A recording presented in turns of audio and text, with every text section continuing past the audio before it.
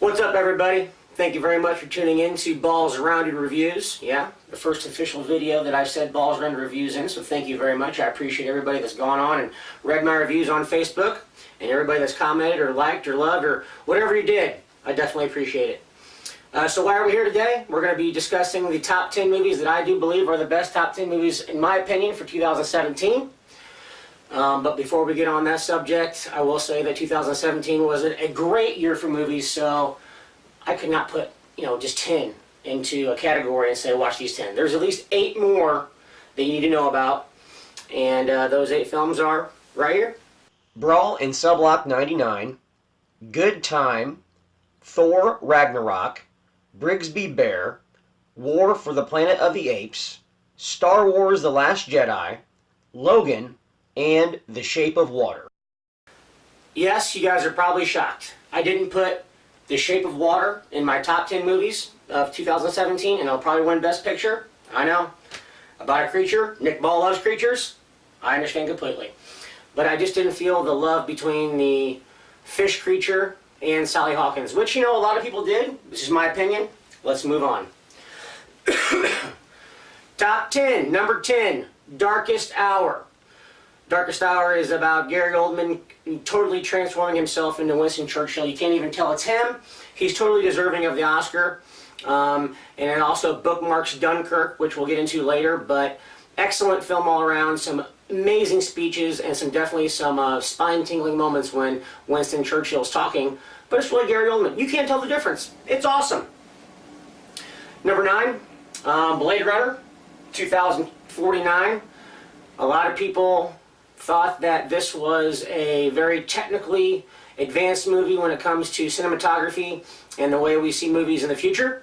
Roger Deakins is one of my favorite cinematographers and art directors of all time.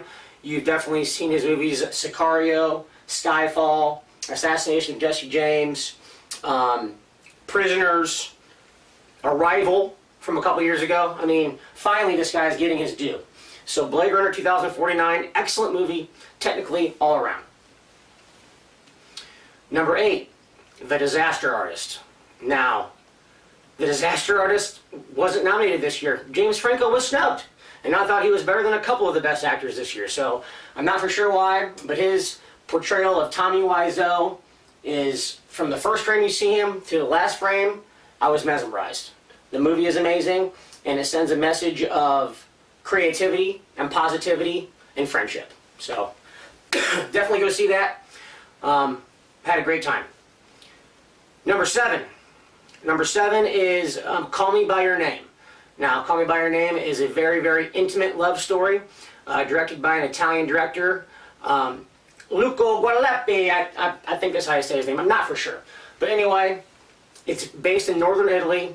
6 weeks in the summer life of a 20-year-old falling in love with a 33-year-old man from the United States. And you're basically a fly on the wall the whole entire movie. It's beautiful. The sound design is incredible. And you just feel like you have lived in their life. And if you wear your emotion on your sleeve like I do sometimes, it'll break your heart. So, Call Me By Your Name, excellent movie. Number 6, Baby Driver. Directed by Edgar Wright. You guys should know Edgar Wright. If you don't know who Edgar Wright is, sorry, we just can't be friends anymore. He directed the 3 Flavors Cornetto series, Shaun of the Dead, Hot Fuzz, and The World's End. And with Baby Driver, he definitely steps his game up as far as action scenes go. His sound choices are amazing. The editing and the sound just go hand in hand, so you feel part of the scene. Excellent. This probably would have been higher in my review, except for there's one person with the initials of KS that's ruined a lot of these movies as of late, especially this one right here behind me. I don't know. It's kind of tarnished. Shame on you.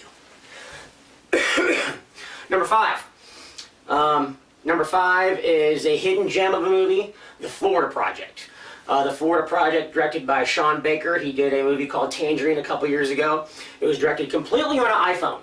So that just goes to show you don't need a bunch of money and a bunch of talent to make a great movie. This movie, the best thing about this movie is the juxtaposition between Walt Disney World and the poverty that lives outside its walls. Willem Dafoe comes to life in one of his most real roles yet. He's amazing. And the last scene will break your heart because once again, Sean Baker uses an iPhone for the very last scene. Wow. That's all I gotta say. Wow. Number 4, Lady Bird. Lady Bird is probably the best, if not probably the best coming-of-age story I've ever seen. It's flawless. It takes place in Sacramento, California, where Saoirse Ronan is a coming out of high school, Catholic high school, going to a college where her mom doesn't want her to go. So not only is it about her coming-of-age story, but it's about a mom letting go of her daughter, which is very genuine. The scenes are edited to where they're not set up. You just feel part of their lives. Incredible stuff. Greta Gerwig is 30-something and she's a director. Okay, she has a long career. Awesome stuff, guys. Number 3. I saw this movie in March. In March 2017. That's how good 2017 is for movies, because a movie in March is getting nominated for Best Picture of the Year, Best Director, Best Actor, and it was in March, usually, which is a dumping ground for movies that really aren't that well done. So Get Out. Jordan Peele takes horror to new heights when he tackles themes of race in an intelligent, often very scary and smart way that no white man or black man sitting next to you in the theater would feel comfortable walking out at the same time. It's just that type of topic that we all know in the back of our head we want to talk about it, but we just don't. And Jordan Peele finds a way to portray on screen these images and these feelings that I will never forget. Incredible stuff. Jordan Peele, another young director. Yes, awesome. Okay, for number 2 and number 1, this was a big crapshoot for me because these guys they're interchangeable. 1 could be 2, 2 could be 1, doesn't matter, but I'll just go ahead and say 2 for me is going to be Dunkirk. Now, Dunkirk for the longest time for me was number 1. But after I tell you what number 1 is, you'll understand why. Number 2, Dunkirk. Christopher Nolan finally is nominated for Best Director of the Year. He's done Inception. He's done the Batman series. And you're telling me he can't be nominated for Best Director at any of those movies? Come on. Finally, he does Dunkirk. Dunkirk is a technical masterpiece. It takes 3 different storylines and brings them all together on one beach, in the air, in the sea. You feel them all. It's amazing. Tom Hardy is cast as the pilot. Why do you think Tom Hardy was cast as the pilot? Probably because Christopher Nolan cast him as Bane when his face is all covered up. That was kind of funny, whatever. Anyway, so, number 1, like I said, this could be interchangeable, but I'm going to go 3 billboards outside Ebbing, Missouri. And the reason for that is because I'm just going to say 3 names. 3 names, and that's it. Sam Rockwell, Frances McDermott, and Woody Harrelson all are amazing. You cannot take your eyes off the screen when they're on the screen. When all 3 of them are on the screen, it is incredible. The acting, the editing, the directing by Martin McDonagh, who's done In Bruges, a lot of other obscure stuff, finally gets his time in the spotlight. This is incredible stuff here. And what's the best thing about 3 billboards is all the characters are very rounded and fleshed out. None of their backstory is left open-ended. And even though the main question isn't asked or isn't answered, you feel as if it was. And you get the sense of, okay, let's go get them. So that's it, guys. Top 10, Darkest Hour, Blade Runner, The Disaster Artist, Call Me By Your Name, Baby Driver, The Florida Project, Lady Bird, Get Out, and Dunkirk, or 3 billboards, or 3 billboards in Dunkirk, whichever way you want to go.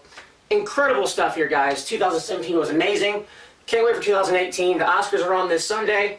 Come join me if you guys want to watch them. 5:30 this Sunday. And if you like this video, Balls Rounded Movie Reviews is going to be a regular thing on YouTube. Instead of me writing them, I might do the video. So we'll see how this goes over. But other than that, thank you for hanging with Ball. And stay rounded, folks.